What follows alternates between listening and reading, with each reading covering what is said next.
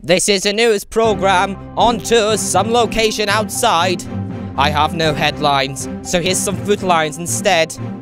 Snakes infest the studio of the Jeremy Cow Show. Bishop Stortford suffers from oxygen failure. And Cyprus in continental collision with France. Your head is empty. Let's fill it with some strawberry jelly flavoured news.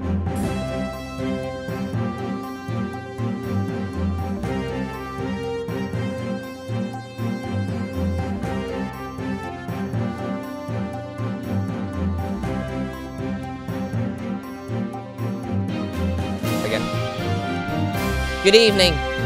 Every November 29th, people from countries all over the world participate in a special celebration called the IndyWooha, where we all celebrate the harvest and look forward to the tons of Christmas presents we're about to receive from Santa's cousin, Reuben. Currently, people from Scotland share the celebration with England, but this September 17th, there'll be a vote to decide whether to create their own celebration and stop participating with the rest of the UK. In this series of special interviews, we're taking both sides of the story so you can weigh up the options. Today we're joined on Skype by no vote advocate Skittle Rainburn, who says that Scotland is always welcome to the UK's IndyWooha party and also warns that a yes vote can have some serious political consequences. Skittle, hello, thank you for your time on this programme. Tell me what you think, why you think Scotland are doing this. Well, good evening, Jed. I think this is simply a case of Scotland wanting to do their own thing and prove to the rest of the world that they can do something and do it well. But wouldn't it be fair to say, Skittle, that Scotland can already do their own thing well? I mean, we've seen by a number of events that are hosted here in Scotland that Scotland are more incapable of doing such a thing. Well, exactly. That's why we say it's completely unnecessary for the Scots to leave our party. For instance, their recent Let's Have Coffee in This Park festival was a huge hit with people in England. These political consequences you talked about, explain what they might be. Well, leaving a party is never a good idea when you're wanted there. And the thing I'm worried about is that if Scotland votes yes in September, we might be faced with a situation further down the line where there may even be a vote to physically remove Scotland from the rest of the UK and move it towards Iceland or, God forbid, North Korea. I mean, a yes vote would encourage Jumpix Salmon and the rest of his parliament to consider such a move. And we shouldn't allow that. So, a word with Scotland next door to North Korea, with regular ferry services between the two countries, or perhaps even a suspension bridge to allow traffic to freely cross between them, wouldn't that be hell? Indeed. Although, please don't think about it. Thanks, Skittle. We're out of time for now. Thanks for allowing me on the show. Tomorrow in this programme we'll have Frenchman Pierre Wooms for the opinion tomorrow from our international friends. The news programme. News! Let's have a look at tomorrow's weather. Unfortunately, we're expecting buckets to fall from the sky pretty much everywhere in the country, with one or two of them with hydrochloric acid in them, so be careful, there is a chance of severe burning. Be careful in the southwest where the sun may shine later in the day. Because it is so close to the Earth's atmosphere at the moment, it may slowly fry you. If you do get fried by the sun, please allow yourself to be eaten by your family and friends. It is very healthy for them. The news programme. What are you waiting for? David Camercat's latest artwork is set to be sold at auction tomorrow. His latest painting isn't a painting at all, rather than an arty sheet of paper with the letter A drawn in all shapes and sizes and decorated very badly. At Camercat's request, the picture was not up for show at the auction house in Manchester for today, so people still don't have any idea what it looks like. Until now. The news programme have exclusively gained a copy of the picture. Here it is now. The artwork is expected to sell for up to £100,000 and will be sold to a creepy guy who really should be in jail. On the news programme, still to come is items that we may expect to see on this programme because such an item is relevant to what this programme is about. Internet jargon spill caused sewage flooding in Peterborough. She refuses to clean up his mess. And world's first man made of rain comes into existence.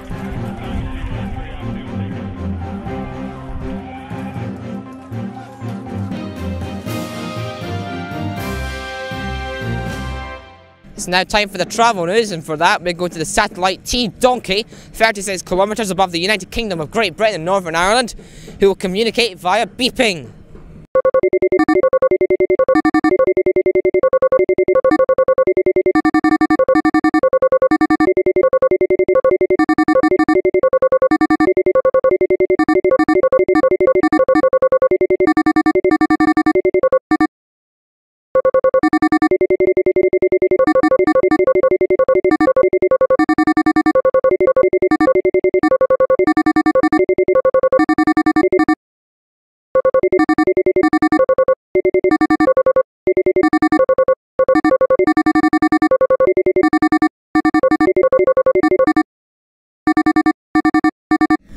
26 o'clock, here's some more news. A 16-year-old man is appealing to the badger community after it appears they took his pedal bike from the ground and are keeping it in their underground lair. The man, named locally as Scary Man 1, says he doesn't want to go to the badger's lair because he knows if he did, he would create a full-scale war for the human race. Plans to replace Sunday with a new day in the week have been included in the Labour Party's manifesto for the next Parliament. A Weekend Minister, Cú McCoy, said that Sunday is the most annoying day of the week. It's not in touch with our society and needs to be replaced. The Tories have said they would consider abolishing Parliament if they took full power next year. The manifestos for all three major political parties are due to be released in a press conference on Friday morning. And a plane has crashed into a field in Aberdeenshire after a SKYQUAKE caused planes without a secure flight path to shake violently and possibly be thrown right out of the sky. The pilot was sent to hospital with life-threatening injuries, but there are said to be no deaths.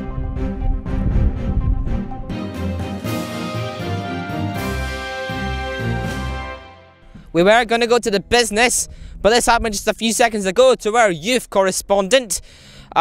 He's also somewhere outside. Take a look at this.